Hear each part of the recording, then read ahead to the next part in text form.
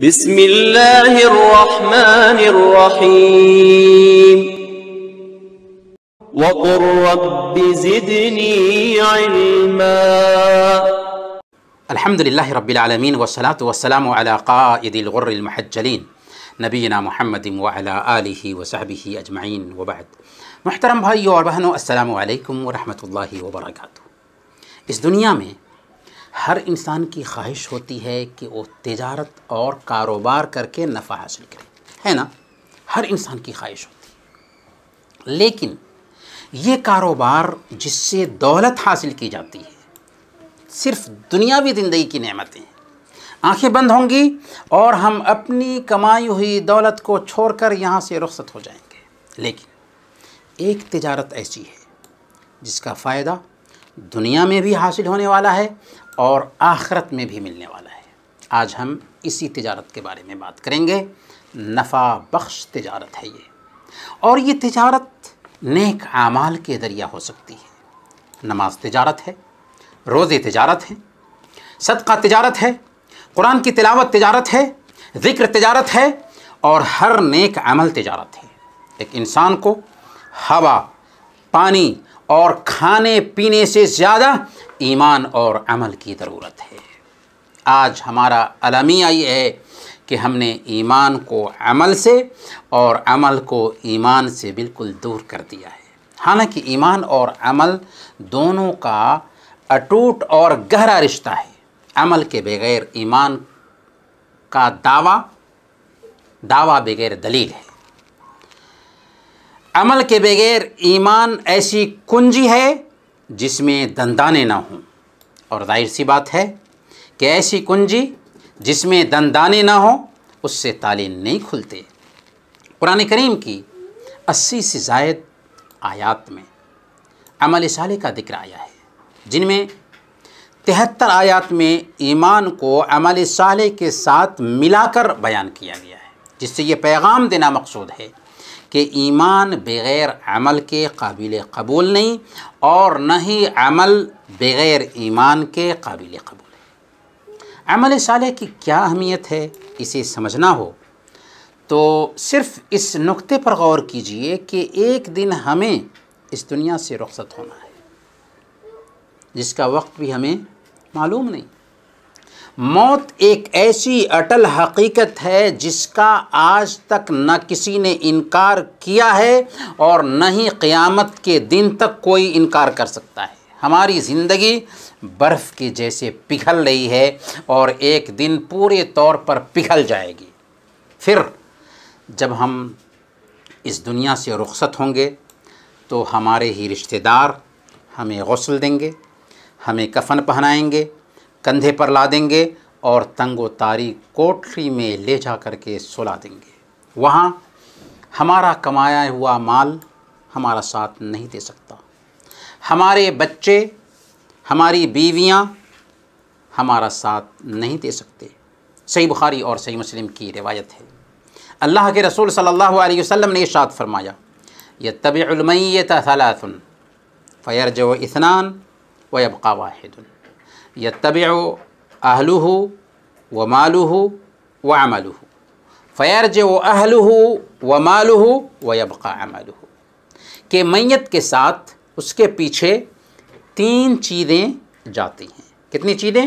3 چیزیں جاتی ہیں، اس کے گھر والے، اس کا عمل اور اس کا مال۔ پھر 2 چیزیں واپس لوٹ آتی ہیں اور ایک چیز اس کے ساتھ باقی رہ جاتی ہے۔ اس کے گھر والے اور اس کا مال واپس آ جاتا ہے اور اس کا عمل اس کے ساتھ باقی رہتا ہے۔ گویا ہماری قبر میں ہمارا ساتھ دینے والا یہی عمل ہے جس کی طرف آج ہم آپ کو دعوت دے رہے ہیں۔ ہمارے بچے جن کے لیے جائز اور ناجائز کی ہم پرواہ نہیں کرتے، وہ ہمارا ساتھ نہیں دے سکتے۔ یہ جائیداد جس کے لیے صبح سے شام تک ہم محنت کرتے ہیں، ہمارا ساتھ نہیں دے سکتے۔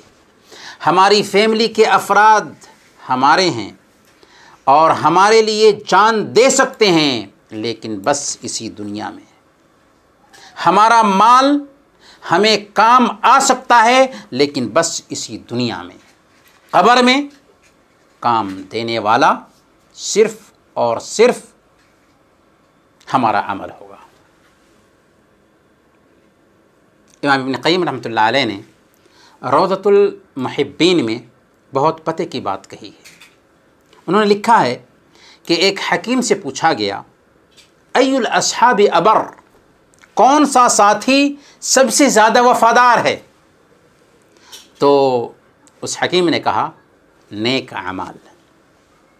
جی ہاں، نیک عمل اس وقت بھی ساتھ دیتا ہے جب ہم کو کفن میں لپیٹ کر قبر کی گود میں ڈال دیا جاتا ہے، وہاں یہ نیک عمل ہمارے پاس آتا ہے اور ہماری ہمت بڑھاتا ہے۔ گویا کہ جن کے لیے آپ محنت کر رہے ہیں، آپ کے بال بچے آپ کا ساتھ چھوڑ دینے والے ہیں، آپ کی جائیداد آپ کا ساتھ چھوڑ دینے والی ہے، بس یہ نیک عمل ہیں جو آپ کے ساتھ جانے والے ہیں۔ مسند احمد کی روایت ہے۔ حضرت برا بن عازب رضی اللہ تعالی عنہ کی ایک طویل حدیث میں اللہ کے رسول صلی اللہ علیہ وسلم نے ارشاد فرمایا کہ مردے کے پاس ایک آدمی آتا ہے جس کا چہرہ خوبصورت ہوتا ہے، لباس خوبصورت ہوتا ہے، خوشبو پاکیزہ ہوتی ہے۔ وہ کہتا ہے، ابشر بالذی یبشرک ھذا یومک الذی کنت توعد، تجھے بشارت ہے اس چیز کی جو تجھے خوش کرنے والی ہے، یہی وہ دن ہے جس کا تم سے وعدہ کیا گیا تھا۔ بندہ کہے گا، تم کون ہو؟ اور تمہارا چہرہ وہ چہرہ ہے جو بھلائی کی پہچان لگ رہا ہے، یعنی تجھے دیکھنے سے لگ رہا ہے کہ تیرے اندر بھلائی ہے۔ تب وہ کہے گا، انا عملک الصالح، دیکھو میں تمہارا نیک عمل ہوں۔ محترم بھائیوں اور بہنوں، آج ہمیں اس نیک عمل کی اہمیت سمجھ میں نہیں آ رہی ہے۔ بال بچوں اور مال و دولت میں ہم پھنسے ہوئے ہیں، لیکن جس دن ہماری آنکھیں بند ہوں گی اس دن پورے طور پر سمجھ میں آ جائے گا۔ اسی لیے حدیث میں آتا ہے، صحیح بخاری کی روایت ہے، اللہ کے رسول صلی اللہ علیہ وسلم نے ارشاد فرمایا کہ جب جنازہ رکھا جاتا ہے اور لوگ اسے اپنے کندھوں پر اٹھا لیتے ہیں تو اگر مردہ نیک ہوتا ہے تو کہتا ہے، قدمونی قدمونی، ہاں آگے لیے چلو، آگے بڑھا کر چلو۔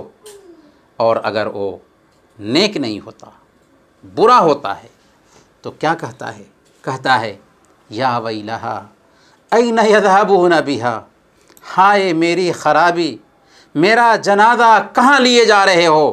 یسمع صوتہا کل شیء الا الانسان ولو سمعها الانسان لصاعق، اس آواز کو انسان کے سوا تمام مخلوق سنتی ہے، اگر انسان سن لے تو بے ہوش ہو جائے۔